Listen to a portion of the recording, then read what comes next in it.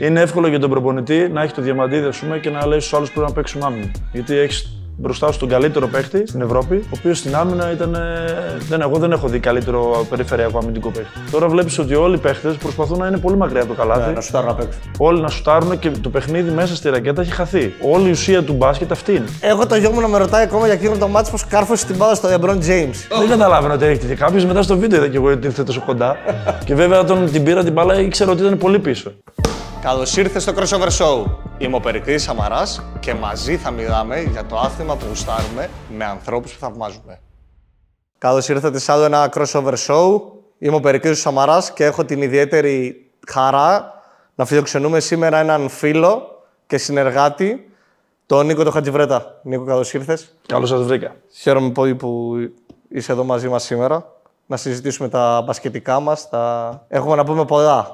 Και στο κομμάτι παίκτης και στο κομμάτι προπονητής που είσαι τώρα και για όλα αυτά που έχεις αφήσει σαν αποτύπωμα στο ελληνικό μπάσκετ. Και εγώ χαίρομαι πολύ που είμαι εδώ. Εντάξει, είναι γνώριμο το μέρος για μένα. Έχουμε χρόνια συνεργασία με την Ακαδημία και την Crossover και έχουμε αποκτήσει μια φιλία και μια πολύ καλή σχέση και εύχομαι να περάσουμε καλά σήμερα. Ξεκίνημα λοιπόν αρκετά χρόνια πίσω από Νέα Ευόσμου. Εκεί ξεκίνησα να παίζω στη γειτονιά μου, στο Νέα Ευόσμου. Είμαι δεμένος και με την περιοχή, μεγάλωσα εκεί, ζω εκεί.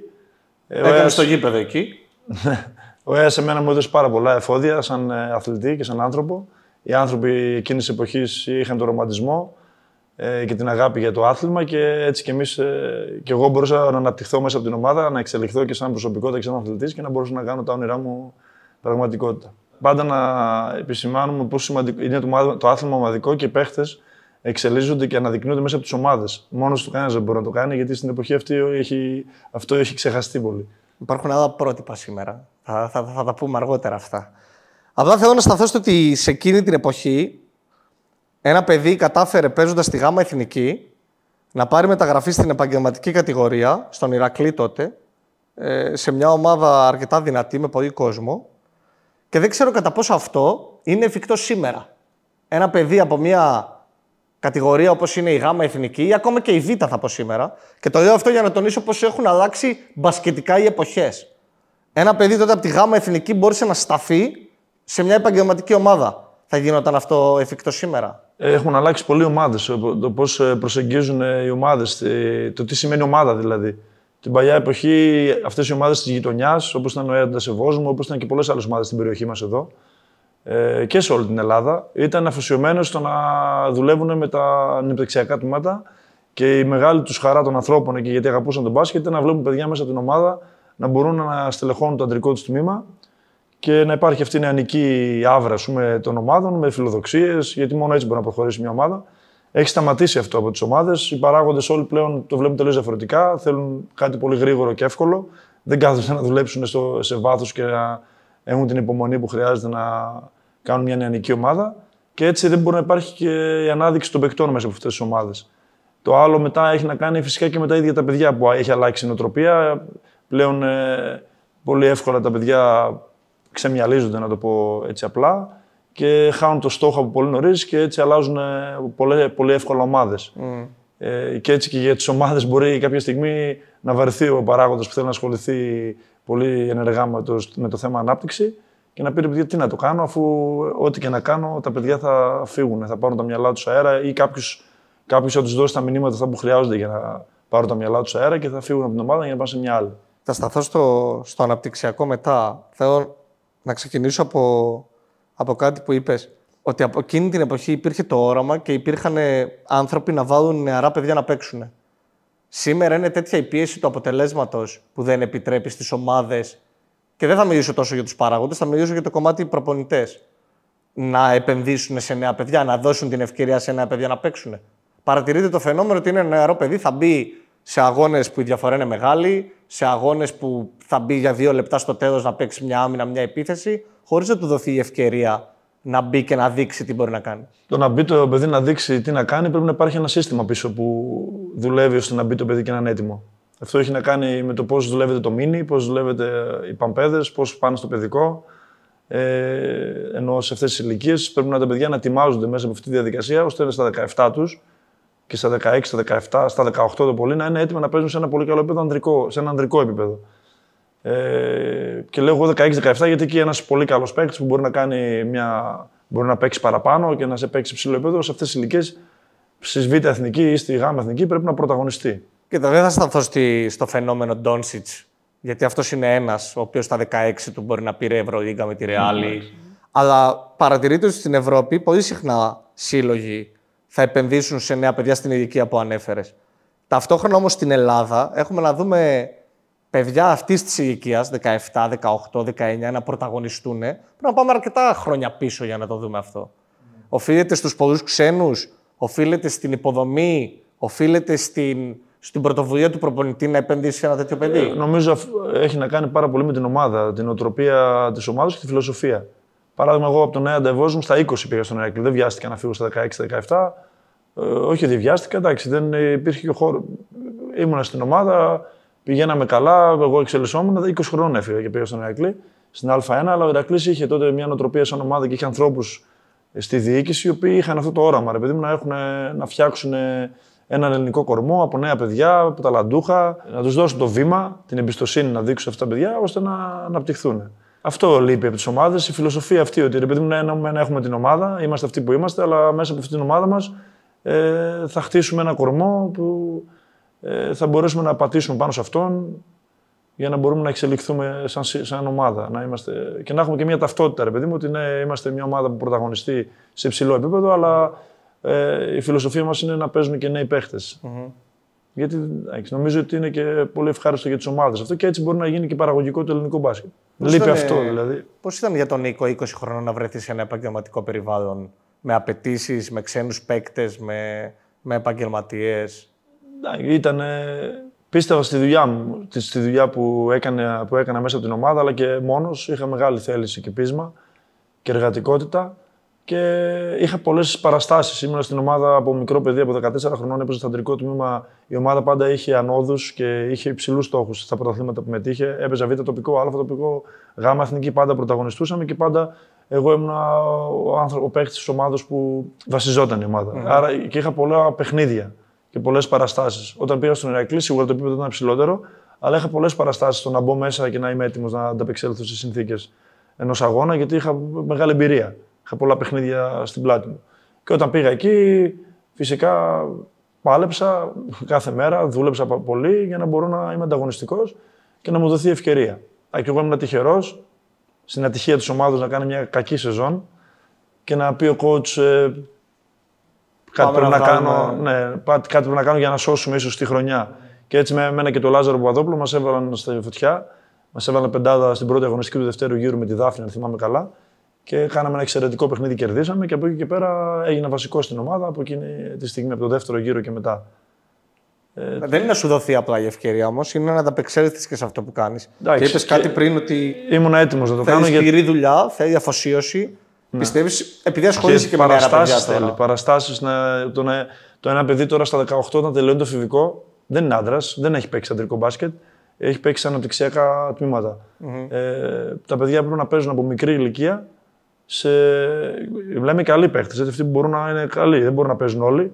Αλλά κάποιοι παίκτες οι οποίοι είναι καλοί και κάποιοι παίκτες που μπορούν να κάνουν το βήμα παραπάνω πρέπει να τους δίνεται ευκαιρία να παίρνουν εμπειρίες σε κατηγορίες, παραδείγματος χάρη, όπως είναι η National League 1 τώρα, National League 2, κατηγορίες που μπορούν τα παιδιά να είναι πρωταγωνιστές.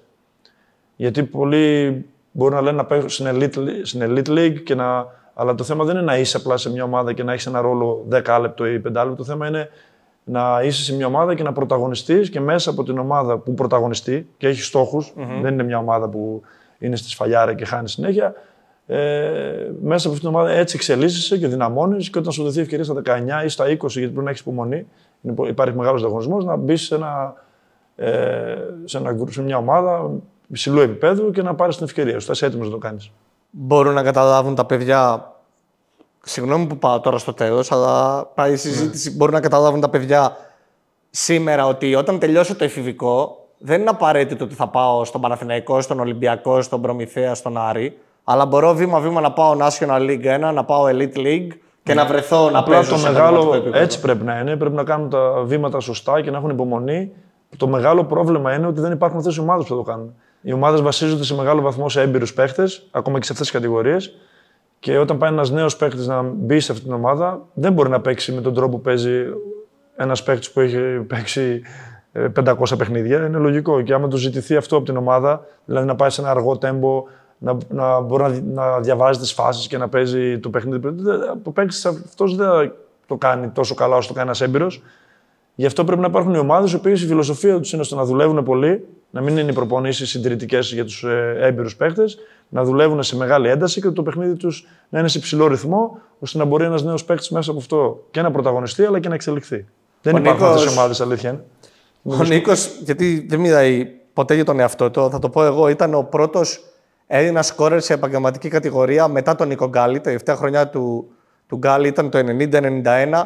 Μετά έχουμε ένα σερί ξένων παικτών που εμφανίζονται σαν πρώτοι σκόρερ στην επαγγελματική κατηγορία και το 2001 είσαι εσύ. Και το έχεις πει πολλές φορές, το ανέφερες και πριν, δεν υπάρχουν μαγικά φίλτρα. Αλλά για ένα παιδί που βρίσκεται μετά από 3-4 χρόνια στον Ηρακλή, το να βρεθεί να είναι ο πρώτος σκόρερ σε μια απαιτητική κατηγορία. Γιατί να πούμε ότι για τα δικά μου τα δεδομένα, η κατηγορία τότε ήταν πιο σκληρή. Πιο δύσκολη από ό,τι ίσως είναι τώρα. Με λιγότερους ξένους μεν, με καλύτερους Έλληνες δεν θα πω εγώ σε πολλά επίπεδα. Ήταν λίγο διαφορετικά όχι λίγο, πολύ διαφορετικά τα budget των παιχτών. Δηλαδή, παραδείγματος χάρη των ομάδων. Υπήρχαν τα τηλεοπτικά που ήταν πολύ δυνατά, πολύ μεγάλα ποσά. Και έτσι μια ομάδα στον Ηρακλή ή στον Πανιόνιο, που ήταν μεσαίες ομάδες του πρωταθλήματος, είχαν πολύ μεγάλα budget. Και έτσι ήταν καλοί ξένοι, και έτσι οι Έλληνες. Ερχόντουσαν Έλληνες οι οποίοι ήταν υψηλότερα τα budget, άρα υψηλότερο λίγο το επίπεδο. Το σημαντικό για μένα εκείνη τη χρονιά δεν ήταν ότι εγώ βγήκα πρώτο σκόρερ. Το σημαντικό ήταν ότι ναι, μεν εγώ ήμουν πρωταγωνιστής στην ομάδα, αλλά η ομάδα μου κατέκτησε μια θέση που την οδηγούσε στην Ευρωλίγκα εκείνη την εποχή. Εμείς βγήκαμε τέταρτη εκείνη την εποχή. Όταν ο τρίτος της βαθμολογίας ήταν πρωταθλητής Ευρώπης ο Παναθηναϊκός εκείνη τη χρονιά. Ο Παναθηναϊκός ήταν τρίτος πρωταθλητής Ευρώπης στην Πολώνια. Αν δεν θυμάμαι, 2001-2002.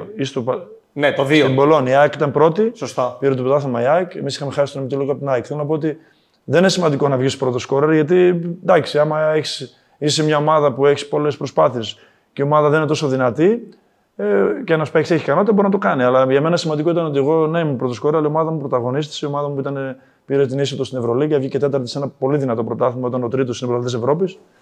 Και νομίζω το σημαντικό αυτό είναι. Γιατί για μένα έχουν να κάνουν όλα μέσα από την ομάδα. Δεν έχει να κάνει. Δεν είναι το άθλημα ατομικό.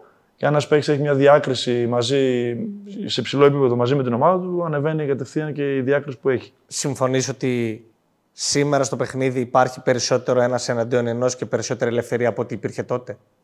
Εντάξει, το παιχνίδι γίνεται κάθε χρόνο και πιο γρήγορο. Και όσο ανεβαίνει ο ρυθμός του παιχνιδιού, υπάρχουν και πιο πολλοί ατομικές φάσεις. Το παιχνίδι πάντα πιστεύω βασιζόταν στο ένας εναντίον ενός.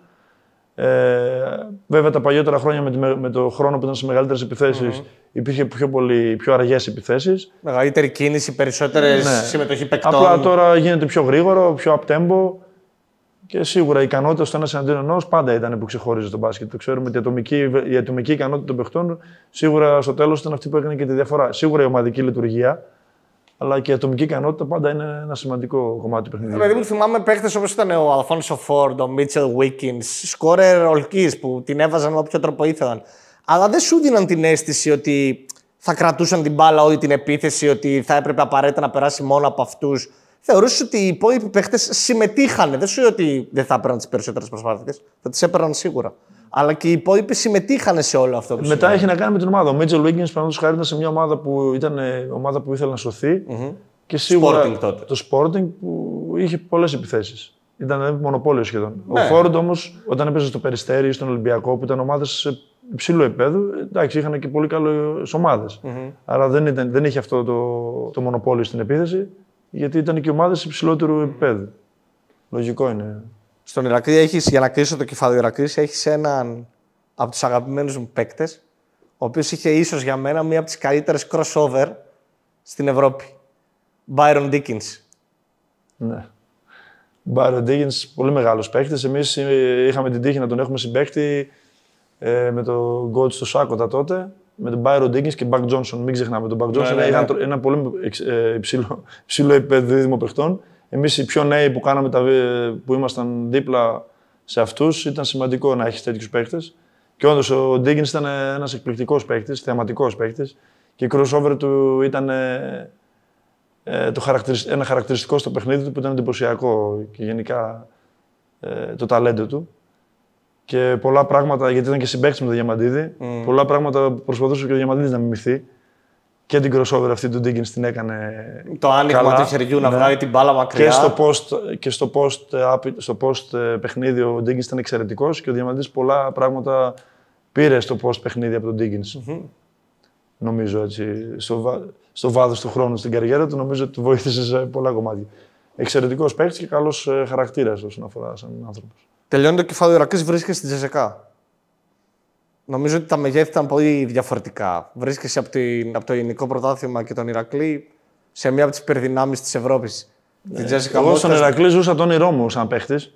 Γιατί εγώ γενικά ήμουν ένας παίχτης από μικρές κατηγορίες, πάντα σκόρερ, πάντα να είναι πρωταγωνιστής στην ομάδα του. Και στον Ηρακλή το βρήκα αυτό, το κέρδισα με τη δουλειά και με τους συμπαίχτες μου και ένιωθα πάρα πολύ καλά. Είχε έρθει και ο κύριος Εφιετζόγλου, μας είχε κάνει καλά συμβόλαια όλους. Ήμασταν χαρούμενοι ότι είχαμε τον κόσμο που μας αγκάγιαζε. Ήμασταν στην πόλη που γεννηθήκαμε, ήταν τέλεια. Δεν ήθελα να φύγω εγώ με το μικρό μου το μυαλό και έτσι έπρεπε να φύγω γιατί δεν υπήρχαν τα χρήματα μετά. Και το καθυστερούσα πολύ με την Τζεσεκά. Μέχρι κινδύνευσα μια φορά. Ήταν να μπω στο αεροπλάνο και δεν μπήκα γιατί με καλέσαν να μιλήσω με τον Ηρακλή. Και λέει: Πάει, το έχασα αυτό τώρα, ας πούμε. Αλλά τελικά είχαν ανάγκη και η Τζεσεκά δεν έβρισκε παίχτη που ήθελε και έτσι μου δώσαν και δεύτερη ευκαιρία και πήγα το Σεπτέμβριο. Αλλά ήταν για μένα πολύ μεγάλη εμπειρία. Πώς ήταν η ζωή στην Μόσχα? Πολύ μεγάλη εμπειρία πρώτον γιατί το κλαμπ είναι. Πολύ οργανωμένο. Ναι, είναι Ρωσία. Λες τι, αλλά πας στη Ρωσία και βλέπεις μια ομάδα που βαδίζει στα πρότυπα του NBA όσον αφορά την οργάνωση. Που δεν το κάνουν πολλές ευρωπαϊκές ομάδες. Φανταστική οργάνωση, πάρα πολύ καλοί οι άνθρωποι στο περιβάλλον εξαιρετικοί. Και έτσι, αν και φάνταζε δύσκολο γιατί ήταν άλλο το κλίμα και μακριά και άλλος τρόπος ζωής, η ομάδα και οι άνθρωποι της ομάδας μας κάναν να νιώσουμε τόσο άνετα εκεί πέρα. Και φυσικά με ένα δάσκαλο μεγάλο, τον Ντούσαν Ίβκοβιτς, προπονητή, το συγχωρεμένο, κάναμε μια εξαιρετική χρονιά. Φτάσαμε στο Final Four της Βαρκελόνης, πήραμε το πρωτάθλημα στη Ρωσία και ήταν μια πολύ μεγάλη εμπειρία. Τη ζήσαμε μαζί με τον Θοδωρή του Παλουκά, ήταν το πρώτο μας βήμα που φύγαμε μαζί στην Ελλάδα. Που ο Θοδωρής έμεινε για πολλά χρόνια εκεί και γράψει ιστορία. Αλλά ήταν πολύ μεγάλη εμπειρία αυτή η ομάδα. Ανέκαθεν ήσουν παίχτης του προπονητή, ενώ ήσουν coach που ήταν εύκολο για ένα προπονητή να σε έχει παίχτη. Πόσο απαιτητικός ήταν ο Ντούσαν Ίβκοβιτς σαν προπονητής? Λόγω χαρακτήρα και γενικά η γενιά μου ήταν έτσι. Η γενιά δικιά μας έμαθε να είναι έτσι. Ήταν τα παιδιά του προπονητή, γιατί έτσι μάθαμε. Μάθαμε να βλέπουμε τον προπονητή και να σκύβουμε το κεφάλι και τον παράγοντα και όλους να ακούμε, να σεβόμαστε, γιατί έτσι μεγαλώσαμε. Ήταν λίγο οι ομάδες, οι αρχές των ομάδων παλιά από μικρά παιδιά ήταν πιο απαιτητικές, πιο σκληρές. Και για να ξεχωρίσεις και να προσπαθείς να πας ψηλά, έπρεπε να είσαι στρατιώτης. Ακόμα και στις μικρές ομάδες για να το πετύχεις. Γιατί ο ανταγωνισμός ήταν πολύ μεγάλος. Ο Ντούσαν Ίβκοβιτς, μεγάλη προσωπικότητα, πολύ έξυπνος άνθρωπος, πολύ έμπειρος.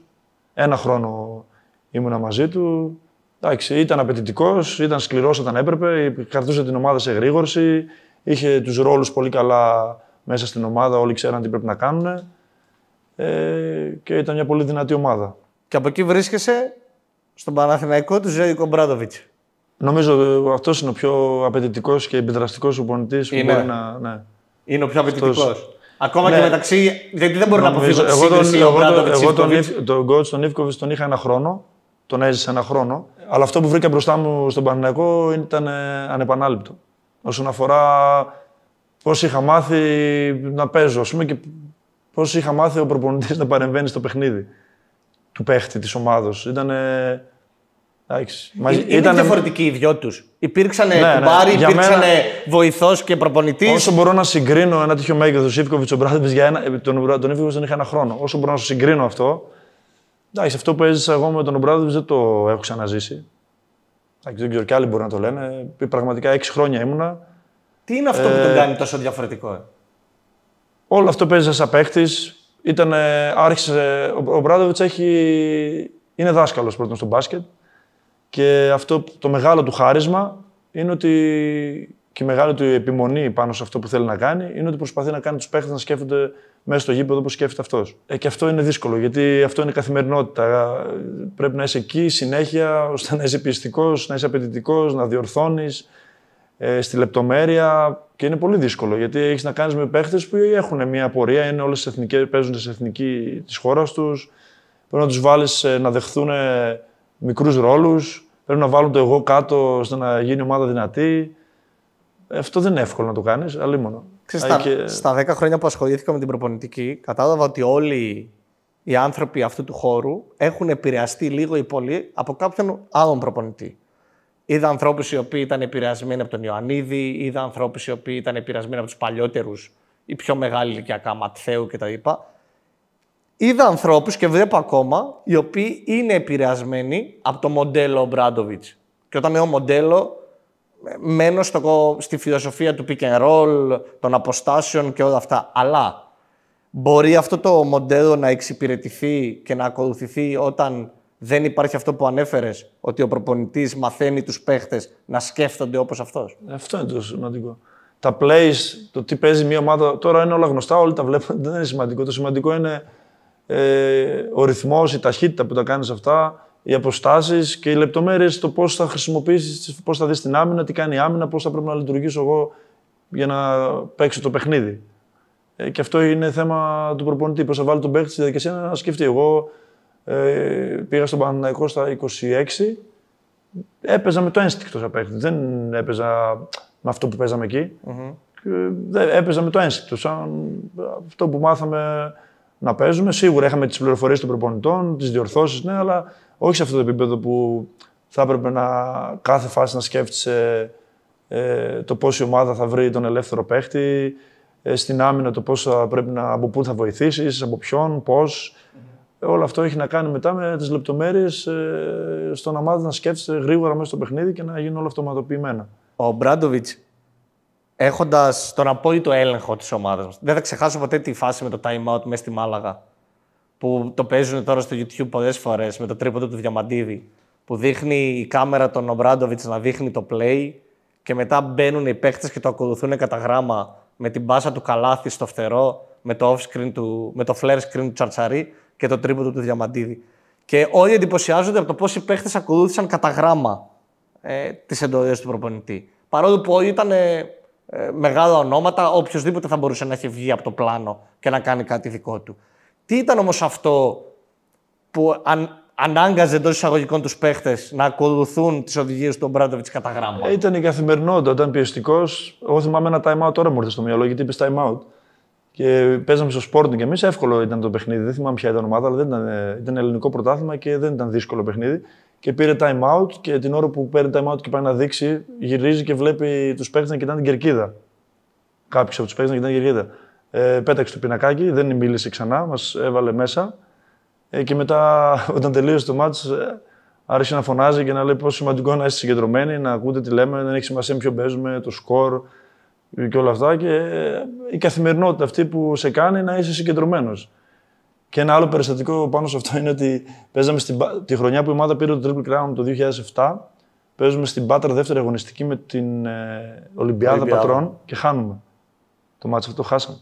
Ήταν ο Σάνιο Μπετσίροβιτς και παίζουμε το παιχνίδι, είναι derby. Και βγαίνοντας από το time out, πάμε να μπούμε και του λέει τελευταία πληροφορία κάτι ο coach ο Ιτούδης, να μην ήταν. Και λέει ο Σάνι, coach, too many informations. Πολλές πληροφορίες. Ναι. Φαντάζομαι, ο Μπετσίροβιτς είναι ένας πολύ μεγάλος παίκτης, είχε υψηλό επίπεδο. Έρθει στον Παναθηναϊκό εκείνη τη χρονιά και κατάλαβες ότι δεν είχε συνηθίσει να παίρνει τόσες πληροφορίες. Ο νυν general manager του Παναθηναϊκού. Ναι, το θυμάμαι χαρακτηριστικά γιατί είναι μετά πώς αρχίζει και μπαίνει σε αυτή τη διαδικασία. Ότι πρέπει να παίρνω γρήγορα τις πληροφορίες και να είμαι έτοιμος να κάνω αυτό που λέει ο προπονητής. Πολλοί παίκτες δυσκολεύτηκαν τον πρώτο καιρό. Ο Νίκολας δεν έπαιζε τους πρώτους 2 μήνες όπως έπαιξε στο τέλος, ή ο Μπετσίροβιτς. Ένα σημαντικό παράδειγμα εκείνης της ομάδας του 7 ήταν ότι είχε φύγει ο Σπανούλης στο NBA, είχε έρθει ο Σισκάουσκας, ο Μπετσίροβιτς, ο Τόνι Ντέλκ. Ο Τόνι Ντέλκ όλη τη χρονιά δεν έπαιζε. Γιατί δεν μπορούσε να αφομοιώσει αυτό που έλεγε. Καλύτερος στο NBA τώρα, έτσι. Ναι. Και ο Σισκάουσκας το πρώτο τρίμηνο κοιτιόντουσαν όλοι και ψάχναν να βρουν, γιατί είναι πολύ μεγάλος παίκτης. Και μετά, από τα Χριστούγεννα και μετά έκανε εξαιρετική χρονιά ο Σισκάουσκι. Αλλά μέχρι να μπει στο περιβάλλον, να καταλάβει λίγο τον τρόπο που πρέπει να παίζει, ήταν και οι παίκτες πιο παλιοί, ο κορμός, που κρατούσε την ομάδα. Πόσο εύκολο είναι για ένα παίχτη που μπαίνει σε μια ομάδα, εσύ έρχεσαι από την Τζεσεκά, μπαίνει σε μια ομάδα με τόσους πολλούς καλούς παίκτες. Μιλάμε τώρα για τρομερά σύνολα σε όλες τις θέσεις. Κοντή, ψηλή. Ναι. Πόσο δύσκολο είναι για ένα παίχτη να βρει ρόλο και να είναι χρήσιμος για την ομάδα και να έχει λεπτά συμμετοχής σε ένα τέτοιο σύνολο. Δηλαδή πρέπει να αποδεχθείς ότι ποτέ δεν θα είναι το ίδιο που ήταν. Που θα έχεις πολύ μεγάλη. Ότι θα παίρνεις πάρα πολλά σουτ. Εντάξει, βλέπουμε τον Παναθηναϊκό, πρώτο σκόρ μπορεί να είχαν 12 πόντους, 11 πόντους μέσο όρο. Τη μέση ώρα ήταν σχεδόν μοιρασμένη τα πόντοι. Γιατί παίζει η ομάδα, ρε παιδί. Ήταν το παιχνίδι άλλο μοντέλο. Αλλά μέσα από αυτό το μοντέλο της ομαδικής λειτουργίας και της δυνατής άμυνας παίρνεις πρωτάθλημα. Δεν υπάρχουν μυστικά τώρα, εντάξει. Κοίτα, είναι... Με τον Ομπράδο του προπονητή. Γιατί εντάξει, δεν είναι εύκολο αυτό να το πετύχει ένα προπονητή. Θα σου πω γιατί το ρωτάω. Υπάρχει μια νοοτροπία και στα σημερινά παιδιά και νομίζω ότι την αντιμετωπίζεις και εσύ πολλές φορές στο επίπεδο που ασχολείσαι τώρα. Που πιστεύουν ότι επειδή είναι σκόρερ, επειδή παίρνουν πολλές προσπάθειες, θα βάλουν λιγότερο effort στην άμυνα. Ότι, κρατάω δυνάμεις για την επίθεση που λένε. Όταν όμως εσύ ήσουν στον Νέαντα, είχες αυτό το ρόλο, ήσουν στον Ηρακλή, είχες αυτό το ρόλο, πηγαίνεις στην Τζεσεκά, έχεις αυτό το ρόλο. Έρχεσαι στον Παναθηναϊκό και καλείσαι χρονιά με τη χρονιά να αποποιηθείς αυτό το ρόλο σε κάποιο βαθμό, χωρίς να σημαίνει δεν θα πάρεις προσπάθειες ή δεν θα κάνεις. Αλλά μαζεύονται τόσοι πολλοί που θέλουν την μπάλα ή που έχουν την μπάλα ή που θα μοιραστούν οι προσπάθειες και ξαφνικά ο δικός σου ρόλος αλλάζει από αυτό που ήσουν. Και όμως προσαρμόζεσαι. Και στο έχω πει πολλές φορές και θα το πω τώρα και on camera, δεν θα ξεχάσω ποτέ ότι όλα τα closed games ήσουν στην πεντάδα. Δηλαδή, για μένα είναι πολύ σημαντικό ότι τα παιχνίδια με τα οποία ο προπονητής κλείνει, την πεντάδα με την οποία κλείνει τα παιχνίδια είναι πολύ σημαντική. Όταν είστε χαρακτηριστικά στο σεφ πίσω 7 πόντους, 6 πόντους, δεν θυμάμαι, που κάνετε την ανατροπή με το κλέψιμο του Διαμαντίδη και τον goal foul του Μπατίστ, είσαι στην πεντάδα σε όλα τα τελευταία λεπτά. Κοίταξε, στον Παναθηναϊκό μια σημαντική επιτυχία εκείνης της ομάδας του Μπράντοβιτς. Της ομάδας του Μπράντοβιτς ήταν ότι οι παίχτες είχαν δεχθεί και είχαν καταλάβει, αυτό δεν μπορώ να το καταλάβω πώς, τον προπονητή, από όλη την ατμόσφαιρα της ομάδας, ότι όλοι είναι χαρούμενοι και όλοι είναι πετυχημένοι με την επιτυχία της ομάδας. Και νομίζω ότι αυτό είναι το μυστικό. Δηλαδή, εμείς η ομάδα κέρδιζε και όλοι ήταν χαρούμενοι από αυτό. Ότι ήταν το πιο σημαντικό. Δεν υπήρχε κανείς που να μούταρε γιατί δεν έπαιξα πολύ, γιατί δεν πήρα πολλές γιατί προσπάθειες. Νομίζω ότι ήταν μεγάλη νίκη αυτό. Δεν ξέρω τώρα αυτό πώς είχε γίνει.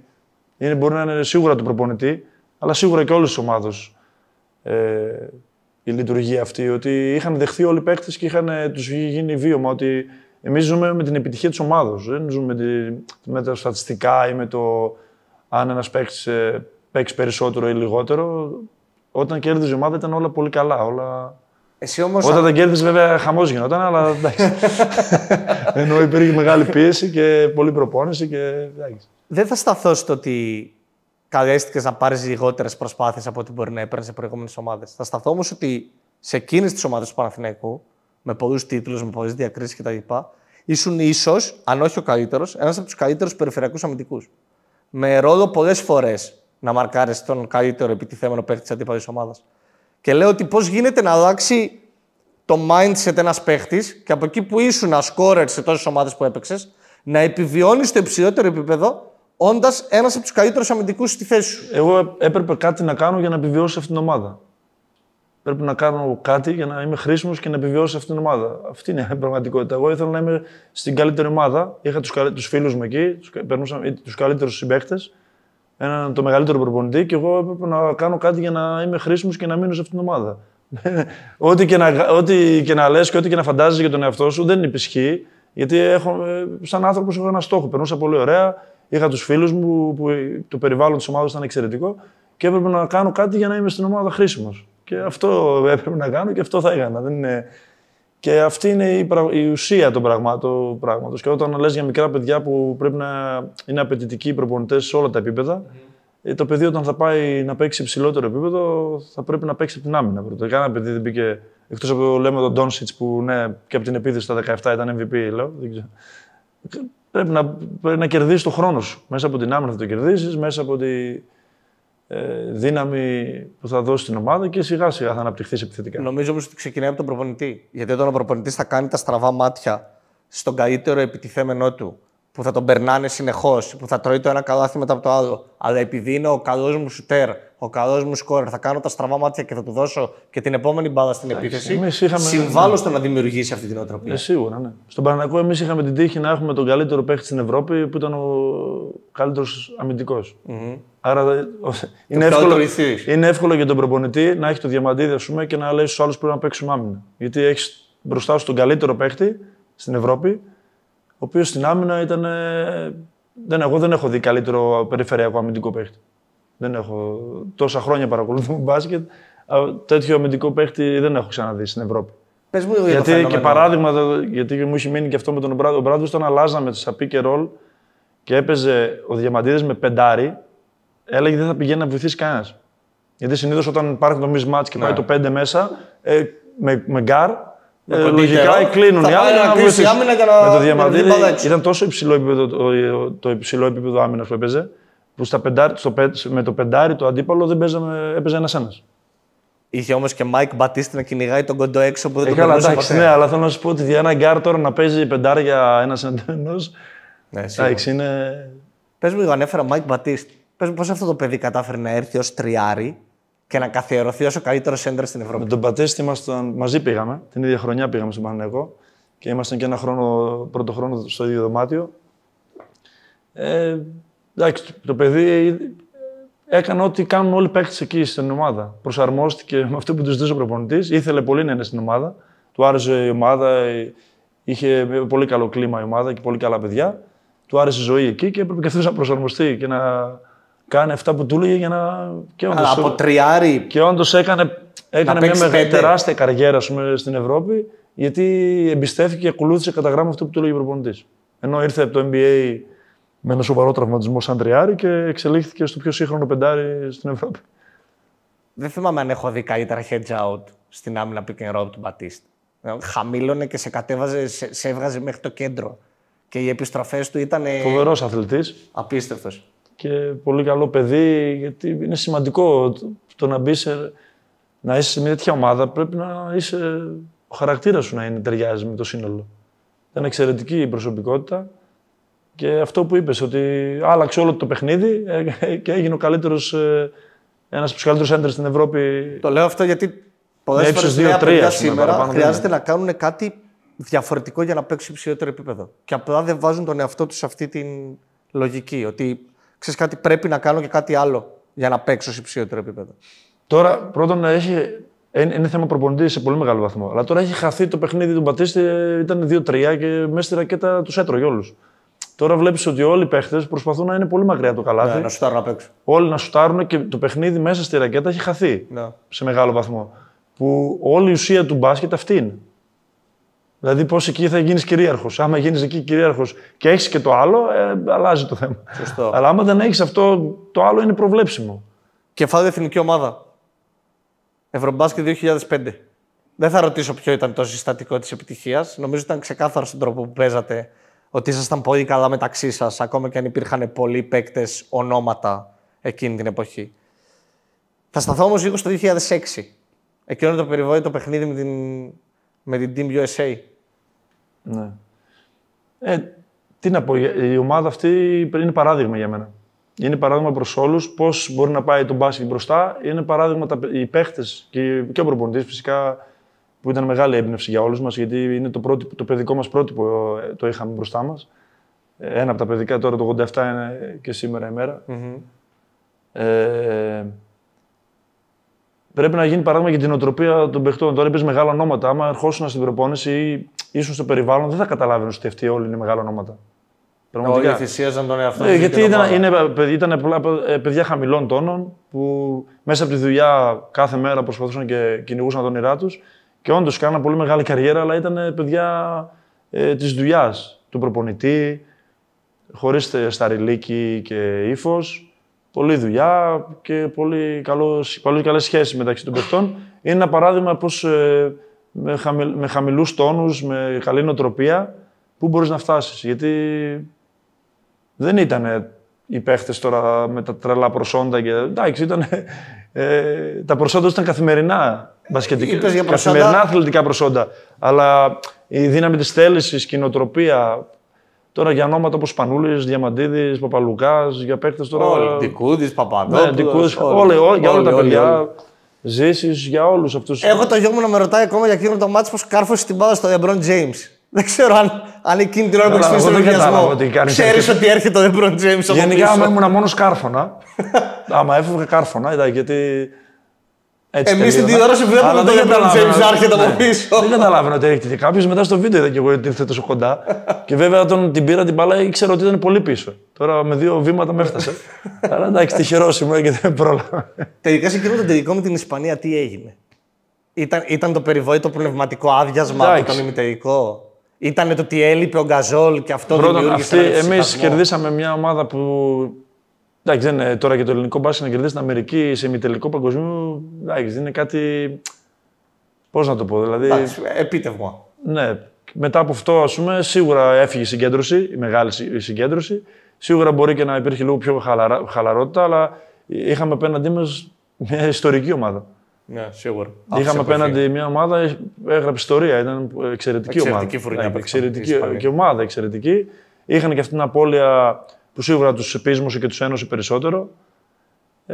Και δεν κάναμε καλό παιχνίδι. Αυτή ήταν αυτή που ήταν δηλαδή μια πολύ μεγάλη ομάδα. Και έτσι ήρθε και το αποτέλεσμα.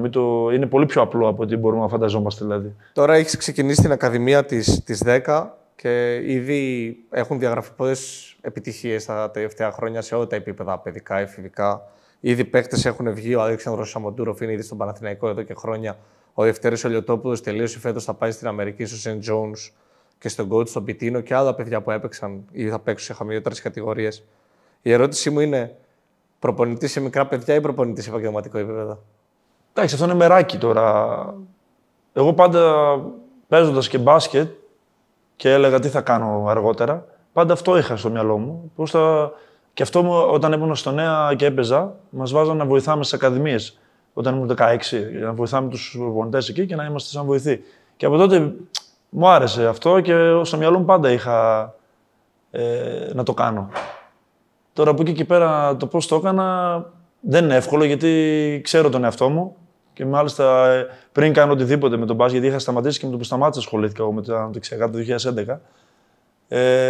Μιλώντας με ένα φίλο, έλεγα δεν μπορώ να βλέπω αυτούς τους ανθρώπους να περιβάλλουν το άθλημα. Και πρέπει εμείς που πήραμε πολλά από αυτό, ζήσαμε τρομερές στιγμές και πήραμε και πολλά πράγματα, πρέπει να δώσουμε πίσω. Αλλά επειδή ξέρω τον εαυτό μου, είμαι επικίνδυνος δηλαδή. Πώς θα το κάνω. Γιατί ξέρω. Είναι τόσο το πάθος και. Ξέρω ότι μετά θα είμαι αφοσιωμένος, γιατί έτσι έχω μάθει.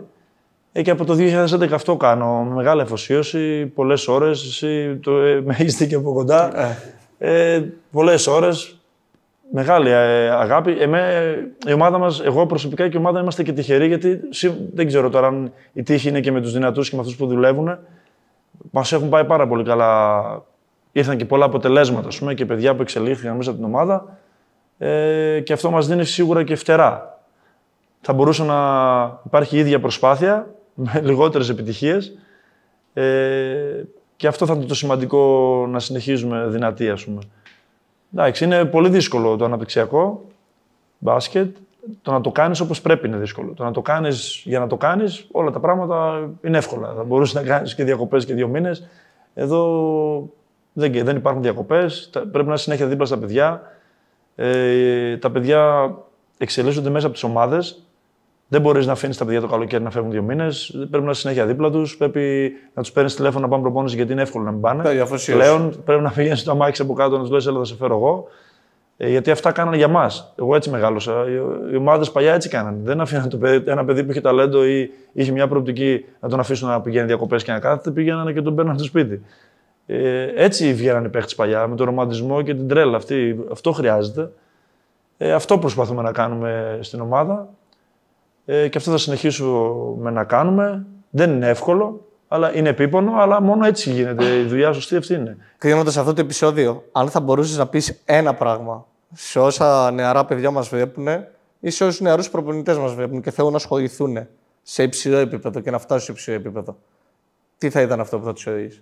Το σημαντικότερο για τα νέα παιδιά είναι να αγαπάνε την ομάδα τους, και γιατί πάντα όλα θα γίνουν μέσα από την ομάδα. Δεν μπορεί κανένας να το κάνει μόνος του, δεν μπορεί ο καθένας να αλλάζει ομάδα κάθε χρόνο.